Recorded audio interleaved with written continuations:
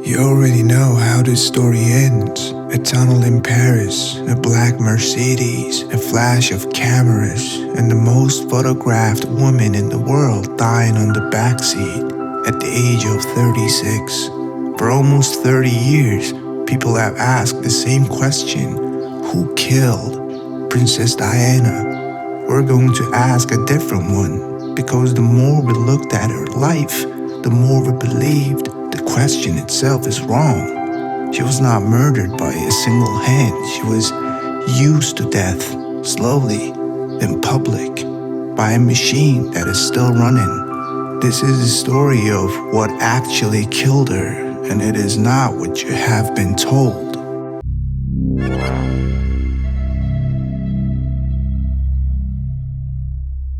Let's say this clearly because it shapes everything that comes next. This is not a video about M16. It is not about the white Fiat that brushed the Mercedes in the tunnel. It is not about the embalming the missing CCTV or the claims made over the years by Mohammed Al-Fayed, the father of the man who died beside her. We have looked at the conspiracies, the official British inquiry called Operation Paget, looked at them more carefully than anyone. It ran for 3 years, it cost millions of pounds, and it concluded that the French investigators concluded before it. The crash was caused by a drunk driver going too fast in a car being chased by paparazzi. This is the answer to who killed Diana in the narrow legal sense. But it is not the answer to the bigger question, and the bigger question is the one this channel cares about. Why was a 36-year-old woman traveling at night in a foreign city being chased through a tunnel by motorcycles full of men with cameras in the first place? Why was her face worth that much? Why did so many people over so many years make so much money from hunting her? The crash was the ending. The story is everything that brought her to it. And in that story, there is no single villain. There are so many working together without ever meeting, working a system that is still in operation right now on the next famous woman and the one after that. She was 19 years old. Lady Diana Spencer was an aristocratic teenager working as a kindergarten assistant in London when the Prince of Wales, 12 years older, the heir to the throne, decided she would be his wife. Not fell in love with, decided. The royal family at the time needed a bride who was young, pretty, and by the standards of British press, untouched. Diana fit on every line of the checklist. Charles was 31. He was already and would remain for the rest of her life in love with another woman, Camelia Parker Bowles, who was married to someone else. He told friends before he married Diana that he did not love her in that way. He married her anyway because she was the suitable choice. Diana did not know any of this when she said yes. She did not even know the man she was marrying. By her own count, they had met in person fewer than 15 times before the engagement. She was a teenager picked from a short list of acceptable girls and handed the most public marriage in the world. The wedding in 1981 was watched by an estimated 750 million people. 750 million. It was at the same time the most watched television event in human history. And from that day on, every step she took belonged to someone else. The press owned her face, the royal family owned her name, the public owned her image. The one thing nobody seemed to own or want to own was the actual woman inside the dress. The hunt started immediately. And once it started, it did not stop for 16 years. In the early 1980s, a single photograph of Diana could sell for tens of thousands of pounds. By the 1990s, the price for the right photo had climbed to 6 figures. One picture, a clear shot of her face in tears with a new man in a swimsuit leaving a clinic, any of these could pay a photographer's mortgage in a single afternoon. There were men in London who quit their jobs to follow her full time. There were teams of photographers working in shifts. There were tip-off networks, doormen, drivers, restaurant staff, paid to ring a number. The moment she was seen, the British and European tabloid market had built an entire economy around her movements, and the only resource it requires was her presence on the planet. She could not go to the gym without being photographed inside it. She could not eat in a restaurant without long lenses pointed through the windows. She could not take her son swimming without men in trees with cameras. When she went on holiday, the holiday became the photo shoot. When she tried to disappear, the disappearance itself was a story. And the public bought all of it. Every magazine, every front page, every grainy long lens image of a woman trying to live. The hunters fed the machine because the machine was hungry. The machine was hungry because we were hungry, and the hunters got rich. You cannot understand what happened in that tunnel without understanding this. The paparazzi who chased the Mercedes that night were not freelancers having a strange evening. They were workers in an industry that had been built specifically to consumer. And they were following the same rules they had followed for years because those rules had always worked. The car crash was the first time the rules killed her, but the rules had been hurting her for 16 years. While the press hunted her outside, the family that should have been protected her was its own kind of hunt. The marriage was over almost from the beginning. Diana later said in a famous interview that there were 3 of us in the marriage, referring to Camellia, who Charles continued to see throughout. Diana developed bulimia. She developed depression. She, by her own account, attempted self-harm more than once in early years. She told her family she needed help. The response, broadly, was that she should stop embarrassing the institution. The royal family in the 80s was not built for this. It was a centuries-old machine designed to absorb individuals into its formal structure. A young woman falling apart inside it was, from the institution's point of view, a problem to be managed, not a person to be cared for. The system that surrounded her was not cruel exactly, it was indifferent, in a way that very old systems are indifferent, and indifference applied long enough to a person already wounded becomes a kind of cruelty. By the early 90s, the 2 sides of the marriage were leaking against each other through the press. Both Charles and Diana, exhausted, betrayed, were sourcing books and conversations and broadcasts. Phone recordings were leaked.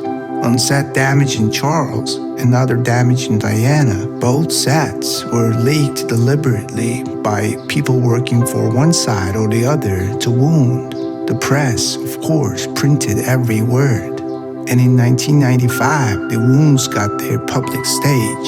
A young BBC journalist named Martin Bashir approached Diana and offered her the chance to tell her side of the story on television. She agreed. The resulting interview, broadcast on a program called Panorama, was watched by over 20 million people in Britain alone. It was the most explosive royal interview in history. It is where the 3 of us line came from. It is where she to be queen of people's hearts. It also destroyed what was left of her standing inside the royal family. The queen, watching from the palace, wrote shortly afterwards the formality instruct Charles and Diana to divorce.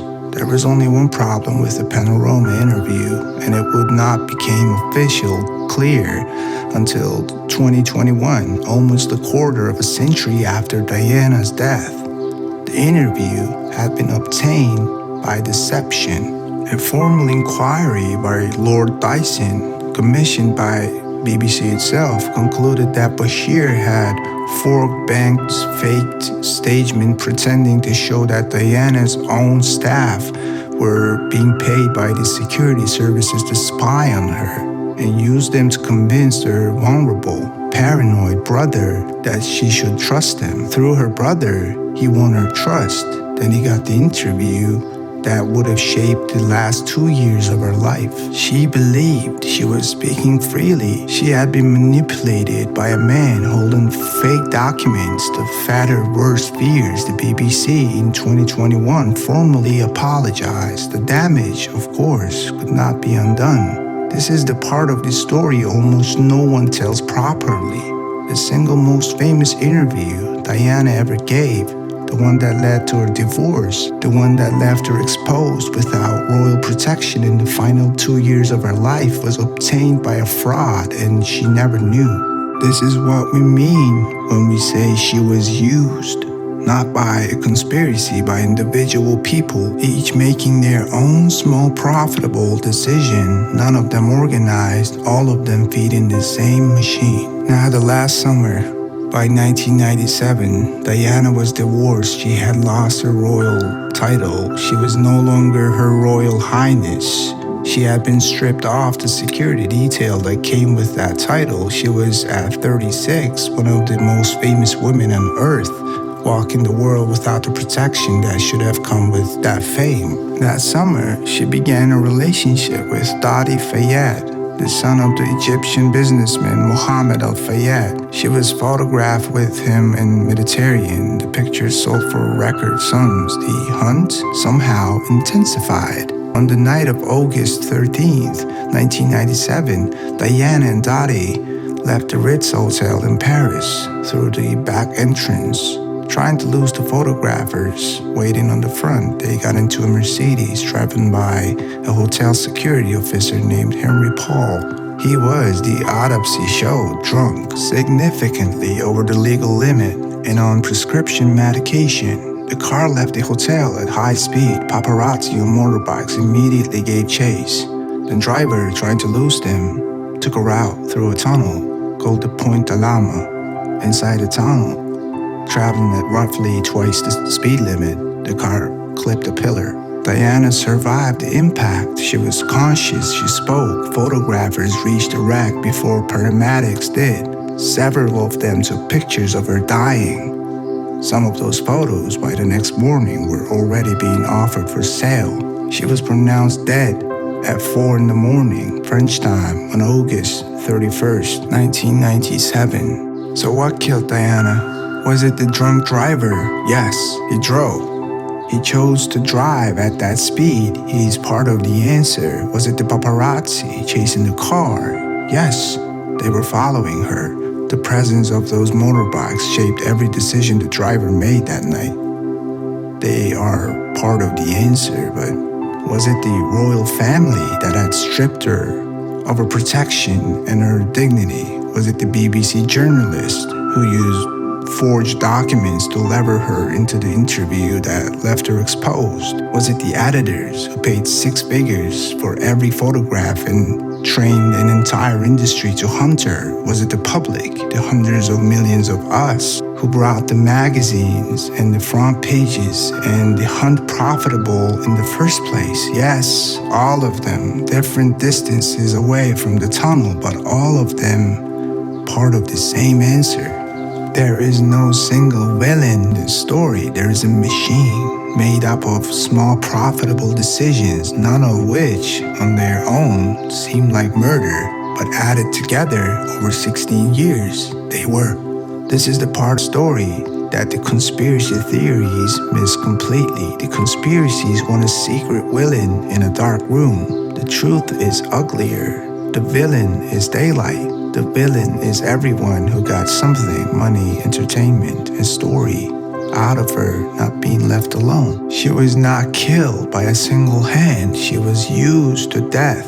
And here's the part that should sit with you, because the conspiracies want you to believe this is one-time event, a special crime against a special woman ordered from above. We think the opposite is true. The machine that consumed her did not retire when she died. It just found someone else. It went on Britney. It went on Amy Winehouse. It is right now hunting a few famous women somewhere with the same long lenses, the same 6-figure payments, the same indifference from the institutions around her. the same hunger from the rest of us. You cannot stop the machine by solving Diana's death. There is nothing to solve. You can only stop it by refusing to feed it. She was 36, and the cameras kept flashing while she was dying. Non l'hanno uccisa, non l'hanno consumata. They did not kill her, they consumed her.